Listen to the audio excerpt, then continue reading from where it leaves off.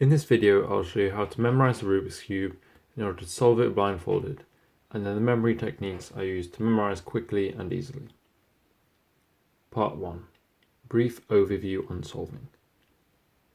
How to solve the cube blindfolded will be my next video. However, this is a brief overview so that you understand why we memorize the cube in this way. In the method called Old Puckman, there is an algorithm that swaps two pieces and leaves all the other pieces unaffected.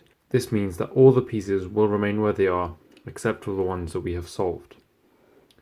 If we can swap two pieces and leave the rest affected, we can choose a starting location, called the buffer. So here it will be this location right here. And just swap that with where it needs to go. So this piece, white, blue, needs to go to the white, blue location.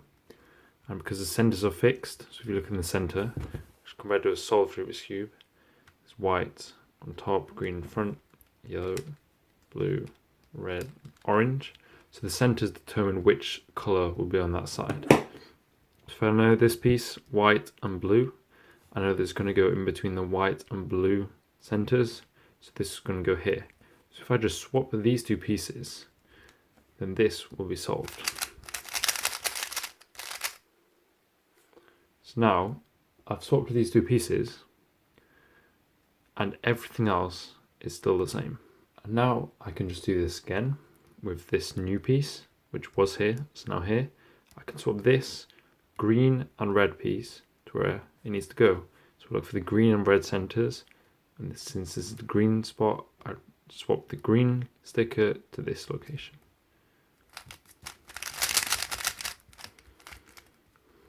And now these two pieces have swapped, but all the other edges stay exactly where they are.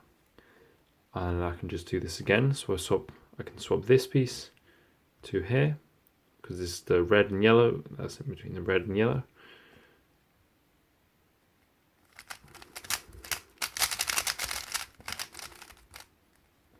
Now these two have been swapped.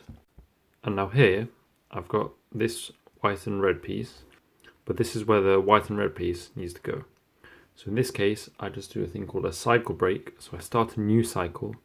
So I just pretend to swap this over here and pretend like this is where the white and red needs to go for now. So swap just these two pieces. So these two have swapped, all the other edges are the same. Then I swap this to where that needs to go. So yellow and green goes here. This swaps to this. Now these two have been swapped. These are still the same. Swap this to where that needs to go. So swapping these two pieces only. And I can just do this again and again until all the pieces are solved.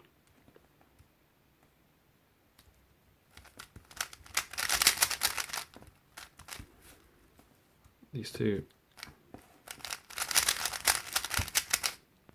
these two, these two,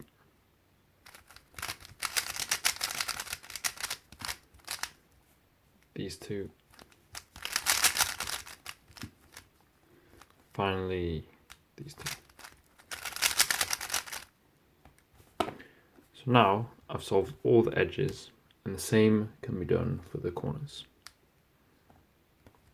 So I know I'd swap this piece here, so I'm going to call this the buffer location, to this piece here. So I swap this, well it's where it already needs to go, so I just pretend to solve it somewhere else, and we'll just pretend to solve it here. Swap those two. See, all the rest of the corners are the same. Then I swap this where it needs to go, which is here. So now those two have swapped. This where it needs to go here, so I'm going to swap these two. That where it needs to go, which is here. So I'm going to swap these two around. This where it needs to go, which is down here. This to here. I can just twist the corners.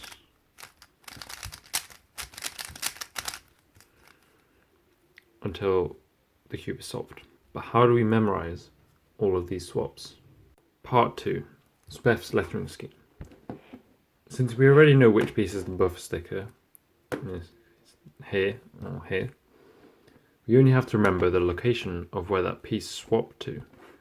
So in this case, it will be here. So I just have to remember this sticker here.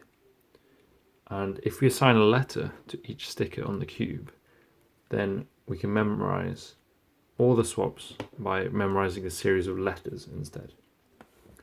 As a side note, if you hold the cube in the same orientation every time, it'll become much easier.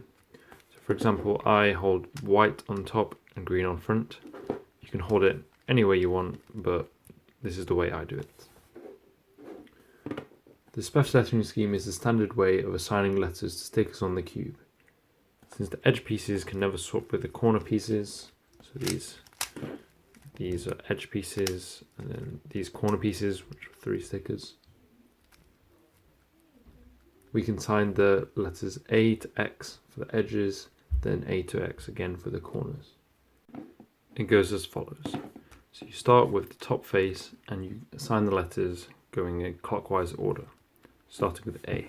So A, B, C, D. Then you go to the left face and do the same, starting with the top going clockwise, E, F, G, H. Moving to the front, I, J, K, L.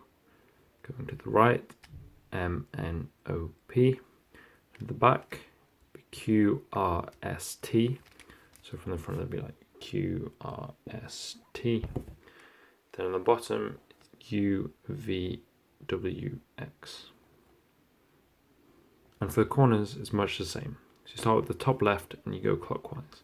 So A, B, C, D, E, F, G, H, I, J, K, L, M, N, O, P, Q, R, S, T.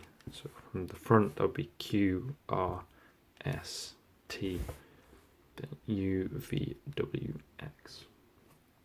So now when we memorize the locations of where we swap to, we can assign a letter. So here, this needs to go to here, which is C. So I'll just remember it's C, and then swap this piece here, specifically this sticker, to C.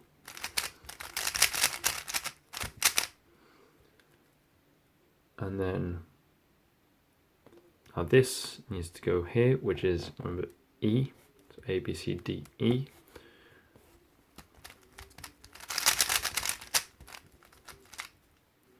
Now this sticker, the blue and red one, specifically the blue one, needs to go here, which is Q, R, S, T.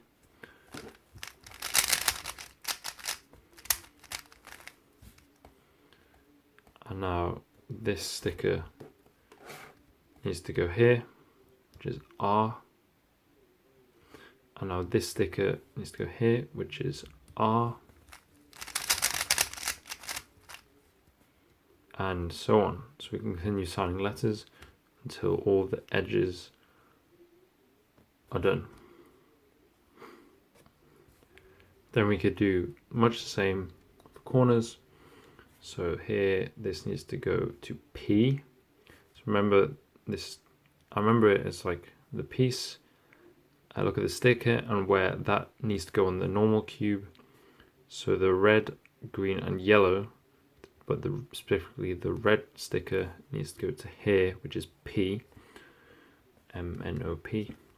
I find it easier at the start to just remember the first letter of each side, so A, E, I, M, Q and U, and then you can work from there instead of going through the whole alphabet. But with practice, you'll just get used to it and be able to instantly, for example, that's T, that's W, that's I, etc. So this needs to go to P. Then this now needs to swap to I. This needs to swap to X. And so on until the rest of the cube is solved. Over here, I was swapping all the pieces between every letter, but in actual solve, you can't do this. So you have to just remember all the letters at once. In an actual solve, it would be more like this. So I remember this sticker, so I make sure I've got white on top, green on front, look at this sticker, and that needs to go here, which is D. Then actually, without needing to swap them, I know what's going to be here because that just swaps with this. So now I just need to think, where would this sticker on this piece go? So this would then go to G. So I've got D, G, and this piece will be here, but I don't need to think about that. I just need to think, where does this go? Now this yellow and red goes here, which is V. And this V, this piece in V goes here, which is Q. This blue and yellow goes here, which is S. This green and orange goes here, which is L, which goes to J. This goes to H. This goes to K. This goes to I. And then this is the buffer piece. So this is the end of the cycle. So I don't need to memorize, for example, B, because I know this is where it needs to go. So when this swaps here, it'll be where it needs to go. I check for any cycle breaks, which there aren't any, which I briefly went over before, which is where you pretend to solve this piece in a piece that's unsolved. So I just remember that. So that was DG, VQ, SL, JH, KI. And then I do the same for the corners. So I start here, go H, so this is H, this needs to go here, which is N, which goes here, which is V, goes here, which is T, T, which goes here, which is J, goes here, which is I, and then this is the buffer piece. And if I see a piece which is just twisted, for example, this piece is in the right spot, but needs to rotate, I just remember the white or yellow sticker on that piece, so G.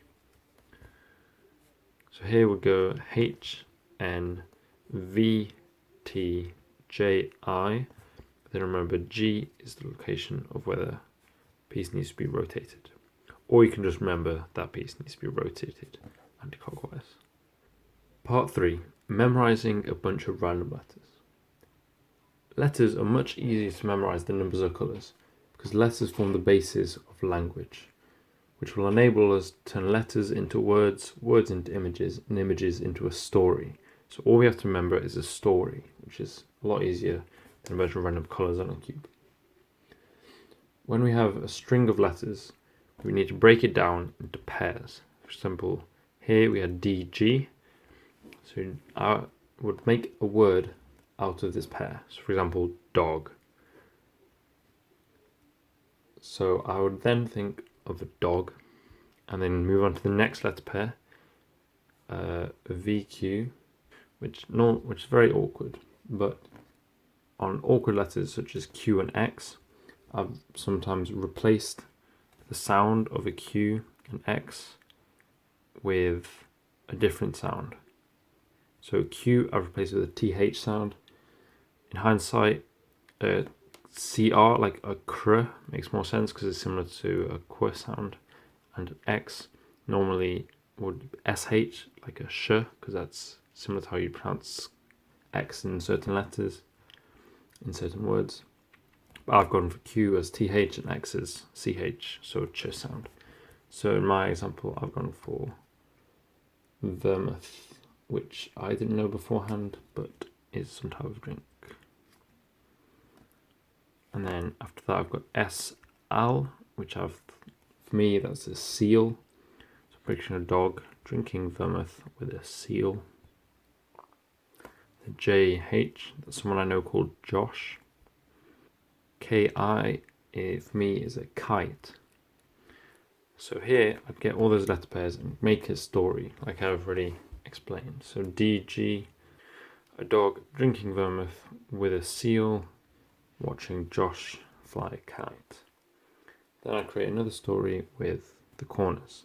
So here I had HN, which a word for me is hand, VT, so a vet. Then JI is jingle bells. So I would think of a hand of a vet is holding some jingle bells. And then when there's the corner twist, so corner that just needs to be twisted, I just remember the white or yellow sticker, and then just think of that like rotating around. So G, I think of goggles, and I just think of some goggles flying through the air. So here would be the hand of a vet holding jingle bells with goggles flying off his face. So in total, to memorize the whole thing, it will just be a dog drinking vermouth with a seal as they watch Josh fly a kite. For the corners, hand of a vet is holding jingle bells, goggles flying off his face. Then when you come to solve the cube, you just break down that story back into the letters. For example, a dog was DG, drinking vermouth VQ. The seal was SL. Watching Josh was JH. On a kite KI. And then hand HN of a vet VT was holding jingle bells JI, and then the goggles flying off, symbolising that G was the down sticker of this piece. With a bit of practice, this will make memorising a string of letters much easier than trying to brute force remember the letters like I used to do at the start. Thanks for watching, and I will soon make videos on how to solve a Rubik's Cube blindfolded and how to memorise lots of cubes.